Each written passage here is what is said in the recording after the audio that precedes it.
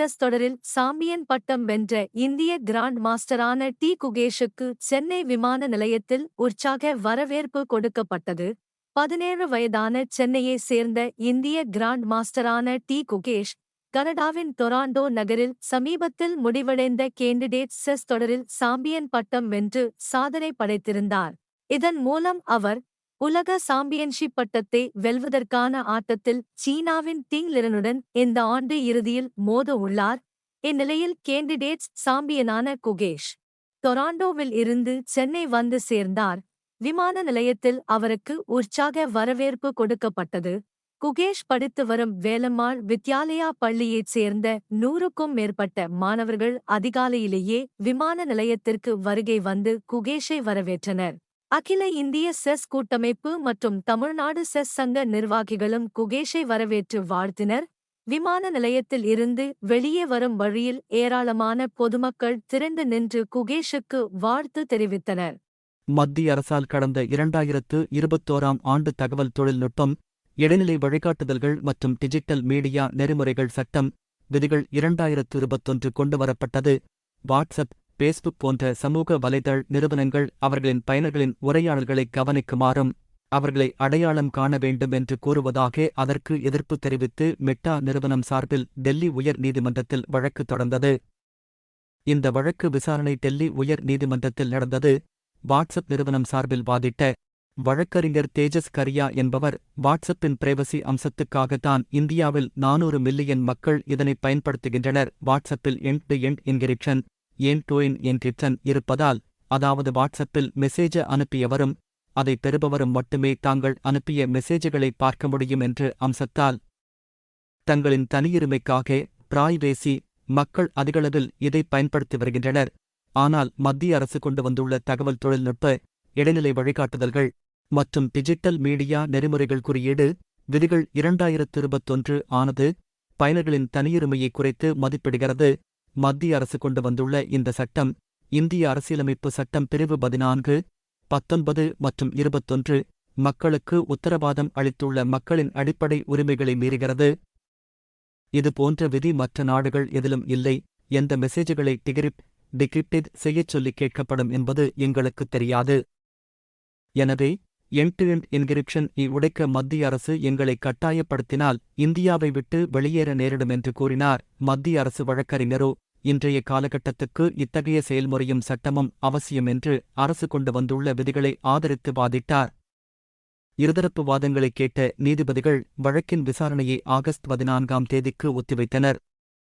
திருப்பதி ஏழுமலையான் கோயில் உண்டியலில் தினமும் பக்தர்கள் சராசரியாக 3.5 கோடி ரூபாய் வரை செலுத்தி வருகின்றனர்.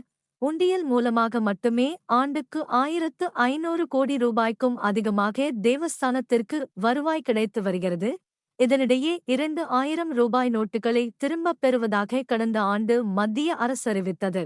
எனினும் ஏழுமலையான் கோயில் உண்டியலில் 2000 ரூபாய் நோட்டுகளை பக்தர்கள் தொடர்ச்சியாக செலுத்தி வந்தனர். கடந்த மார்ச் மாதம் 22ஆம் தேதி வரை 3.20 கோடி ரூபாய் மதிப்பிலான 2000 ரூபாய் நோட்டுகள் உண்டியலில் செலுத்தப்பட்டன. அவற்றை மாற்ற அனுமதிக்க வேண்டும் என திருப்பதி தேவஸ்தானம் ரிசர்வ் வங்கியிடம் அனுமதி கோரியது. இதற்கு 5 தவணையாக மாற்ற ரிசர்வ் வங்கி அனுமதி அளித்துள்ளது. அதன்படி 3.20 கோடி ரூபாயை தேவஸ்தானம் மாற்றியுள்ளது.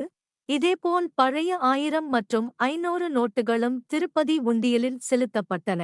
அப்பணத்தை மாற்ற ரிசர்வ் வங்கி ஒப்புக்கொள்ளவில்லை. ஆதலால் அவை இன்னமும் தேவஸ்தான கிடங்கில் மூட்டையாக அடுக்கி வைக்கப்பட்டுள்ளது என்பது குறிப்பிடத்தக்கது.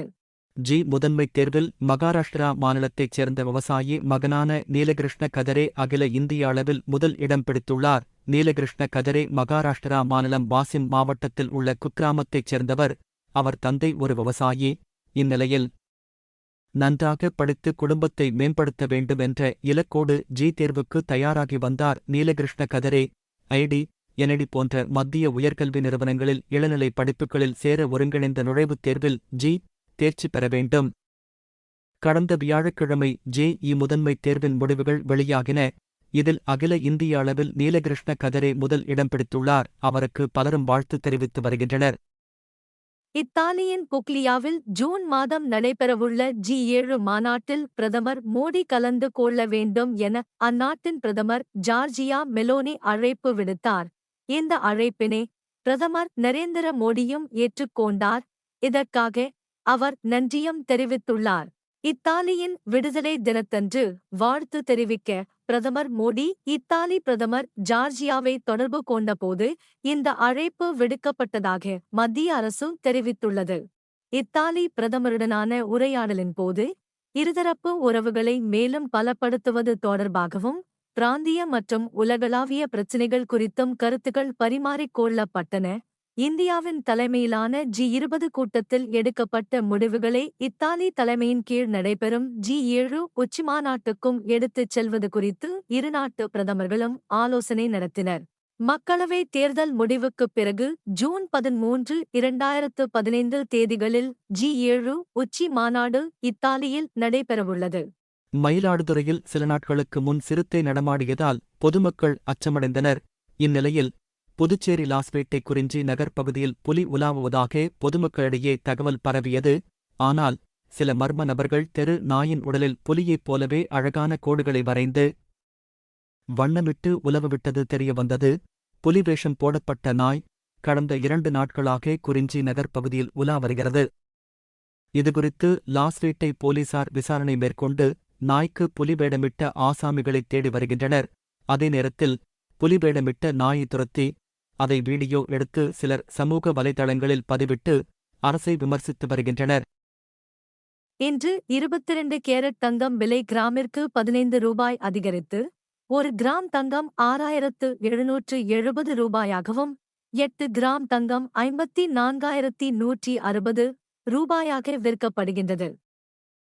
இன்று வெள்ளி விலை கிராமிற்கு 50 பைசா குறைந்து 1 கிராம் வெள்ளி 87 ரூபாய் 50 பைசாவாக விற்கப்படுகின்றது.